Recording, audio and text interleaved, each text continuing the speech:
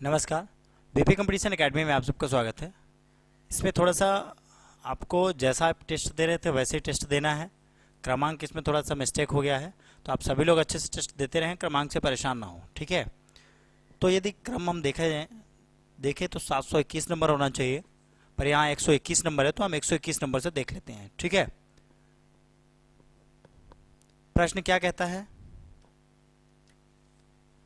तो कहता है निम्नलिखित पर ध्यान दीजिए। उच्च न्यायालय, सर्वोच्च न्यायालय, न्यायिक समीक्षा की शक्ति उपरोक्त में से किसके पास है? चार आपको ऑप्शन दिए गए हैं, केवल एक और दो दोनों। इनमें जब सही आंसर की बात करें, तो चूंकि न्यायिक समीक्षा के यदि हम सही आंसर की बात करें तो ये दोनों ऑप्शन हमारे जो हैं वो सही हो जाएंगे, ठीक है। दो के दोनों ऑप्शन जो हमारे वो क्या होंगे बेटा? सही हो जाएंगे, ठीक है। बस आपको क्या करना है, अच्छे से मेहनत करके पढ़ना है, ठीक है। चलिए, अब ये दोनों ऑप्शन हमारे क्या हो जाएंगे? सही हो जाएंगे, ठीक है। तो ऑप्शन नंबर सी इसका क्या है? राइट आंसर होगा। क्या होगा? ऑप्शन नंबर सी इसका राइट आंसर होगा, ठीक है। ये ऑप्शन नंबर सी इसका राइट आंसर होगा। चलते हैं अगले प्रश्न पे। अगला प्रश्न आपके स्क्रीन पर है, ठीक है। 122 नंबर प्रश्न कहता है भारत में वन अधिकारों की मान्यता और निहित करने और भूमि के अधिकारों के विवरण की जिम्मेदारी किसकी है? निम्नलिखित में से किसके साथ होती है? वन और पर्यावरण मंत्रालय, आदिवासी मामलों का मंत्रालय, राज्य और केंद्र शासित राज्य या स्थानीय राज्य। चार ऑप्शन आपके स्क्रीन पर है, सभी लोगों को राइट आंसर देना है, ठीक है। सभी लोग अच्छे से राइट आंसर देने की कोशिश करें। तो ऑप्शन नंबर सी इसका राइट आंसर होगा, राज्य और केंद्र शासित राज्य। ध्यान से समझिएगा। भारत में वन अधिकारों की मान्यता और निहित करने और भूमि अधिकारों के लिए वितरण की जिम्मेदारी राज्य और केंद्र सरकार दोनों की होती है। इस प्रकार चलते हैं अगले प्रश्न पे। अगला 123 नंबर प्रश्न कहता है निम्नलिखित चरणों में से किस पर सार्वजनिक राय को व्यक्त करने के उद्देश्य से सामान्य बिल आमतौर पर प्रसारित रखा जा सकता है? पहले अध्ययन के बाद, पहले अध्ययन के बाद और दूसरे अध्ययन के पहले, दूसरे अध्ययन के बाद और तीसरे अध्ययन के पहले, तीसरे अध्ययन के बाद। चार ऑप्शनों में से सही आंसर आपको करेक्ट करके बताना है, ठीक है। जब हम सही आंसर पे चलते हैं तो ऑप्शन नंबर डी इसका सही उत्तर हो जाएगा, तीसरे अध्ययन के बाद, ठीक है। तो इस तरह तीसरे आंसर की बात कर लें तो इस तरीके से इसका राइट आंसर होगा ऑप्शन नंबर डी। चलते हैं अगले प्रश्न पर। तो अब हमारा ये 124 नंबर प्रश्न आपकी स्क्रीन पर है।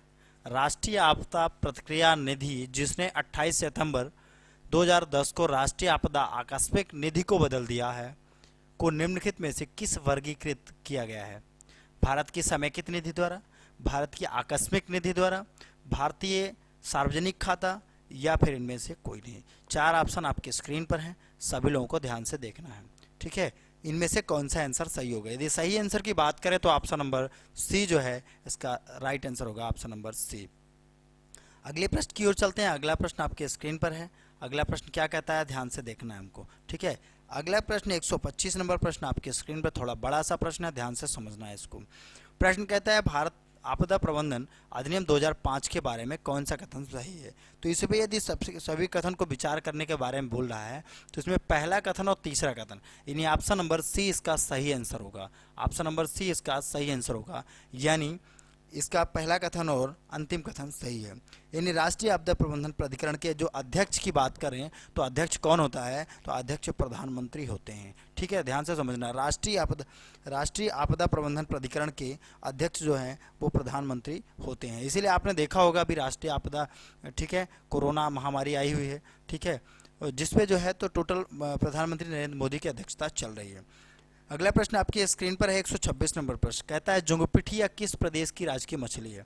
असम की, अरुणाचल प्रदेश की, मेघालय की, मिजोरम की।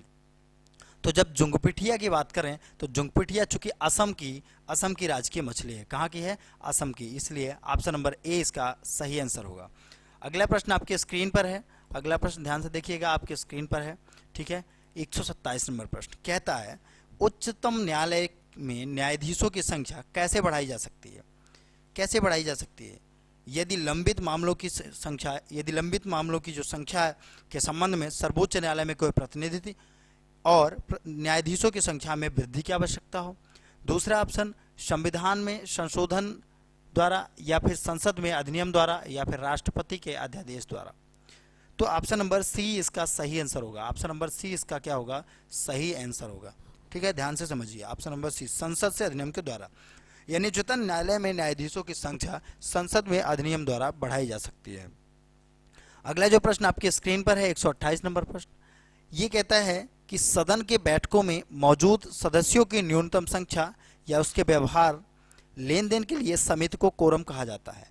ठीक है, तो इनमें ऑप्शन नंबर डी है, इनमें से कोई नहीं। ऑप्शन नंबर डी इसका सही आंसर होगा, इनमें से कोई नहीं। ऑप्शन नंबर डी कौन सा आंसर होगा, ऑप्शन नंबर डी, इनमें से कोई नहीं। ठीक है, ऑप्शन नंबर डी, इनमें से कोई नहीं। अगले प्रश्न की ओर चलते हैं। अगला प्रश्न आपकी स्क्रीन पर है 129 नंबर प्रश्न। क्या कहता है, ध्यान से समझिए। कहता है एक रिट जारी करने में सुप्रीम कोर्ट के आदेश उत्तरदाता उस कार्यालय के हकदार नहीं था जिसे वह पकड़ रहा था, या वह एक विशेषाधिकार था जिसका वह प्रयोग कर रहा था। उपर्युक्त घोषणा को निम्नलिखित रिट के रूप में पहचाना जा सकता है: निषेधाज्ञा, अधिकार परीक्षा, उत्प्रेषण लेख और बंदी प्रत्यक्षीकरण। 4 ऑप्शनों में से सही आंसर देना है। ऑप्शन नंबर बी इसका जो है सही आंसर होगा, अधिकार परीक्षा। ठीक है, अगला प्रश्न आपकी स्क्रीन पर है 130 नंबर। क्या कहता है, द्विसदनीय विधायिका निम्नलिखित में से किस सरकार की एक विशेषता है? संसद व्यवस्था की, राष्ट्रीय व्यवस्था की, संसदीय व्यवस्था की, या एकता प्रणाली की? तो ऑप्शन नंबर, यदि इसके आंसर की बात करें तो ऑप्शन नंबर सी जो है इसका राइट आंसर होगा, संघीय व्यवस्था। यानी संघीय व्यवस्था की एक विशेषता द्विसदनीय विशेषता है। अगला प्रश्न आपके स्क्रीन पर है। क्या कहता है अगला प्रश्न, ध्यान से देखिए। अगला प्रश्न 131 नंबर प्रश्न। क्या कहता है, कहता है निम्नलिखित कथनों पर ध्यान दीजिए। यदि कथन ये दे रहा है और इन कथनों में से सही उत्तर की मांग कर रहा है, तो ध्यान से समझिए। इन कथन में पहला स्टेटमेंट और तीसरा स्टेटमेंट दोनों सही है, ध्यान से समझिएगा। पहला स्टेटमेंट कहता है राष्ट्रीय जनसंख्या रजिस्टर को भारत में एक संविधिक दर्जा दिया गया है। तीसरा स्टेटमेंट कहता है एनपीआर डेटाबेस का उपयोग बायोमेट्रिक डी डुप्लीकेशन के लिए भारत की विशिष्ट पहचान प्राधिकरण UIDAI द्वारा किया जाना चाहिए, और एक अद्वितीय पहचान संख्या आसान है। यानी इसका जो है ये ऑप्शन नंबर बी आंसर सही होगा, 1 और 3।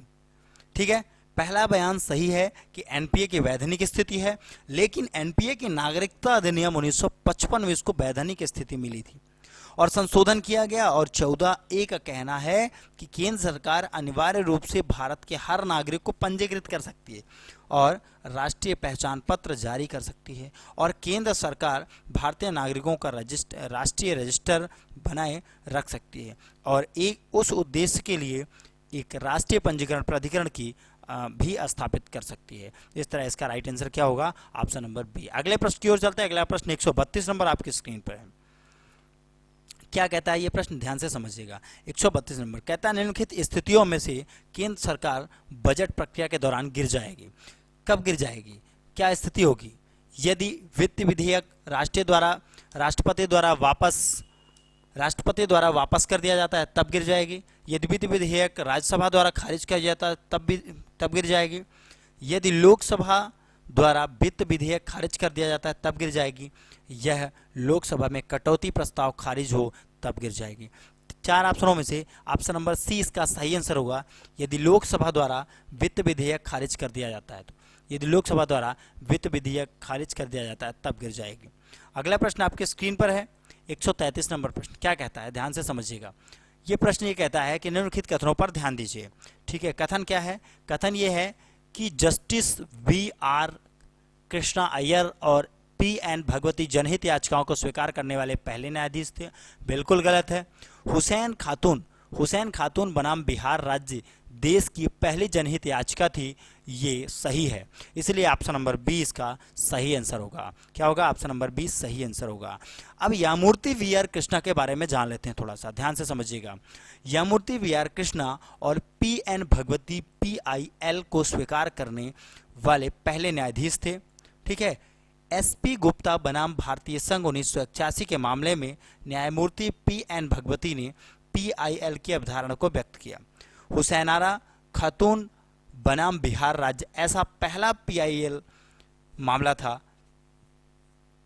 इस मामले को एक वकील द्वारा दायर किया गया और जेल की अमानवीय स्थिति पर ध्यान केंद्रित किया गया था। इस मामले में सुनवाई कैदियों के तहत 40,000 से अधिक की रिहाई हुई। कितने की? 40,000 से अधिक कैदियों की रिहाई हुई। अगला प्रश्न आपकी स्क्रीन पर है, 134 नंबर प्रश्न।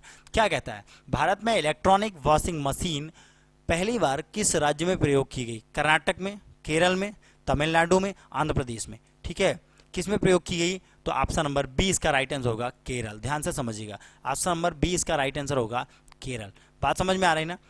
चलिए अब समझते हैं केरल के बारे में। भारत में इलेक्ट्रॉनिक वोटिंग मशीन जो है पहली बार केरल में परूर विधानसभा, कब? परूर विधानसभा में 1982 में प्रयोग की गई। कब की गई? 1982 में परूर विधानसभा में प्रेरित की गई। ठीक है, तो बात समझ में आ रही ना? तो ऑप्शन नंबर बी सही आंसर होगा। अगला प्रश्न की ओर चलते हैं। अगला प्रश्न 135 नंबर आपके स्क्रीन पर है। प्रश्न लंबा है, कहता है निम्नलिखित में से कथनों पर ध्यान देना है। तो कथनों पर ध्यान देना है, लेकिन मैं आपको बता दूं कि इसका पहला कथन मत्स्य पालन एक राज्य विषय है, इसलिए राज्य सरकारें मत्स्य पालन क्षेत्र के विकास और स्थायित्व के लिए जिम्मेदार हैं। इसलिए ऑप्शन नंबर ए इसका सही आंसर होगा। क्या होगा? ऑप्शन नंबर ए इसका सही आंसर होगा, क्योंकि इसकी स्थापना 1972 में हुई थी। इसका जो मुख्यालय है वो कोच्चि में था। ठीक है, कहाँ था? मुख्यालय था कोच्चि में, स्थापना 1972 में हुई। अगला प्रश्न आपके स्क्रीन पर है 136 नंबर प्रश्न। क्या कहता है? ध्यान से समझिए। कहता है निम्नलिखित में से क्या 73वें संविधान संशोधन की विशेषता नहीं है? ग्राम सभा, 3 स्तरीय प्रणाली, राज्य चुनाव आयोग, राज्य योजना आयोग। 4 ऑप्शन की यदि हम बात करें तो ऑप्शन नंबर डी इसका सही आंसर होगा, राज्य योजना आयोग। क्या होगा? अगले प्रश्न की बात करें। अगला प्रश्न आपकी स्क्रीन पर है। ठीक है, अगला प्रश्न आपके स्क्रीन पर है 137 नंबर प्रश्न। भारत के संविधान में संशोधन द्वारा निम्नलिखित आयोग में से कौन सा स्थापित किया गया था?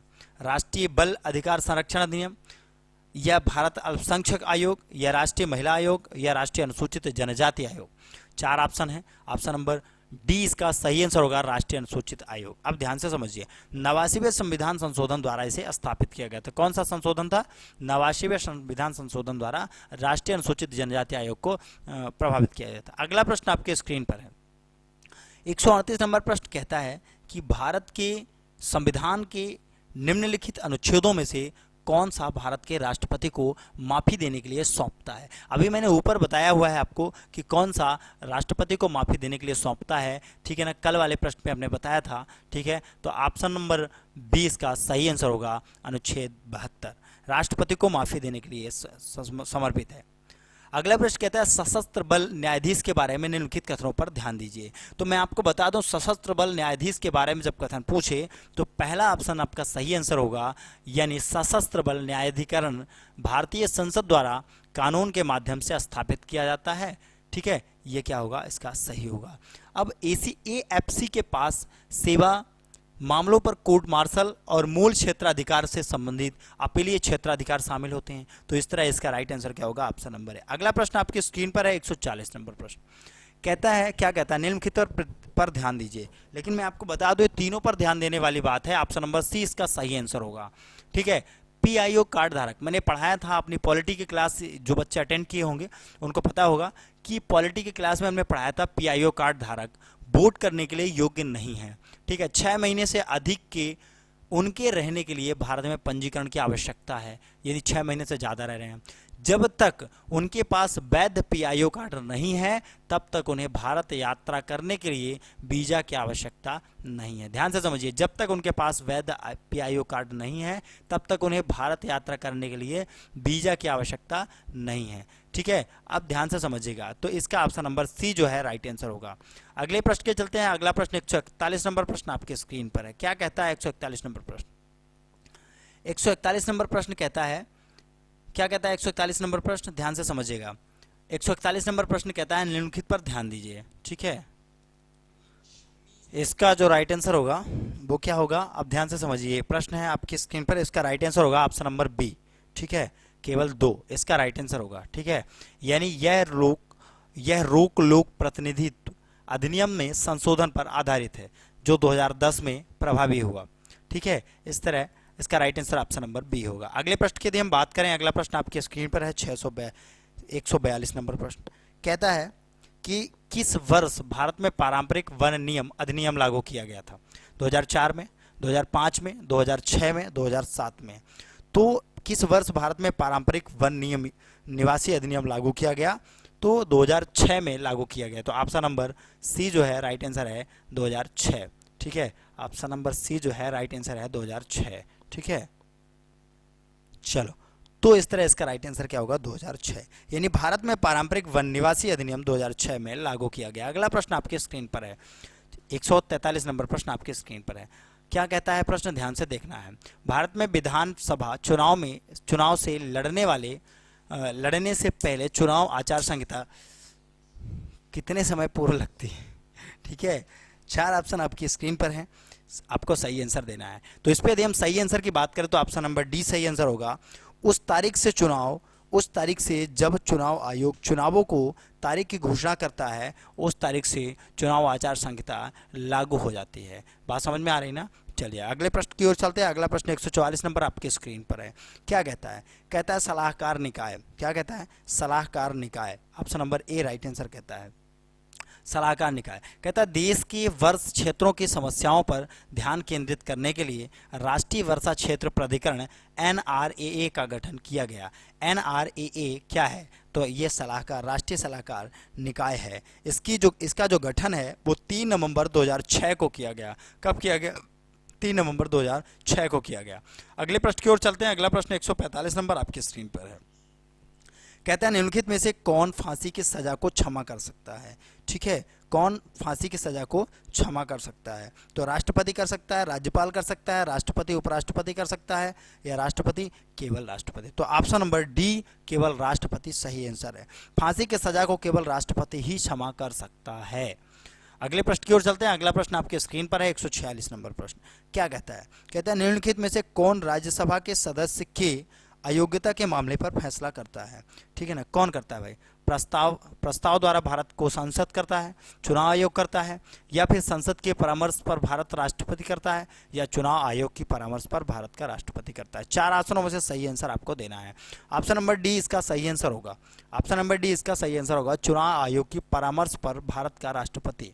यानी राज्यसभा के सदस्य के लिए अयोग्यता के मामले पर फैसला चुनाव आयोग की सिफारिश पर राष्ट्रपति करता है। कौन करता है? राष्ट्रपति करता है। लेकिन सिफारिश किसे करना पड़ता है? सिफारिश करना पड़ता है चुनाव आयोग को। अगला प्रश्न आपकी स्क्रीन पर 147 नंबर दिख रहा है। पोस्टल बैलेट से मत कौन डालता है? देखो, पोस्टल बैलेट से जो मत है वो विदेशों में तैनात विदेशी सेवाओं के सदस्य भी डालते हैं, सशस्त्र बलों के सदस्य भी डालते हैं, चुनाव कार्यों पर कार्यरत कर्मचारी भी डालते हैं। यानी इसका ऑप्शन नंबर क्या होगा? ऑप्शन नंबर डी इसका सही आंसर होगा, उपरोक्त सभी। अगले प्रश्न की ओर चलते हैं। अगला प्रश्न आपके स्क्रीन पर है। क्या कहता है अगला प्रश्न? कहता है निम्नलिखित कथनों पर ध्यान दीजिए। चुनाव, अब निम्नलिखित कथनों पर ध्यान दिला रहा है तो ध्यान से समझिएगा। इन कथनों पर ध्यान देने से पहले हम आपको आंसर बता दे रहे हैं। ऑप्शन नंबर डी इसका सही आंसर होगा। ठीक है, क्या कहता है कि चुनाव इनमें से कोई नहीं, क्योंकि चुनाव आयोग के सदस्यों की नियुक्ति राष्ट्रपति द्वारा की जाती है। ठीक है, मुख्य चुनाव आयुक्त को संसद द्वारा महाभियोग से हटाया जा सकता है। मुख्य जो चुनाव आयुक्त है, संसद यदि चाहे ले तो महाभियोग प्रक्रिया लाएगी और वहां से इनको हटा सकती है। चलते हैं अगले प्रश्न पर। चलते हैं अगले प्रश्न पर। अगला प्रश्न 149 नंबर आपके स्क्रीन पर है। क्या कहता है? ये कहता है निम्नलिखित पर ध्यान दीजिए। बिल्कुल ध्यान तो दे रहे हैं, अब ध्यान से समझना है। हमें ध्यान सिर्फ 2 में ही देना है, क्योंकि ऑप्शन नंबर ए इसका सही आंसर है। ध्यान से समझिएगा। वयस्क उत्पीड़न के आधार पर प्रत्यक्ष चुनाव और एक एकल हस्तांतरीय वोट के माध्यम से अनुपातिक प्रतिनिधित्व, ये दोनों क्या है? सही हैं। बाकी जो है तो ये सूची प्रणाली, ये अलग क्षेत्र है और ये भी अलग क्षेत्र है। इस तरह इसका राइट आंसर क्या होगा? Option number. अगले अंतिम प्रश्न की ओर, जहां आप लोगों का बेसब्री के साथ इंतजार था, 150 नंबर प्रश्न।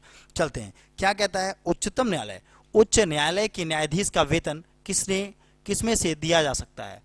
दिया जाता है भारत की समेकित निधि से, राज्य की समेकित निधि से, भारत की आकस्मिक निधि से, राज्य की आकस्मिक निधि से। 4 ऑप्शन आपके स्क्रीन पर है। यदि चारों ऑप्शन में से हम सही आंसर की बात कर लें तो क्या होगा? इसका राइट आंसर क्या होगा? राज्य की समेकित निधि, यानी ऑप्शन नंबर बी जो है सही आंसर होगा।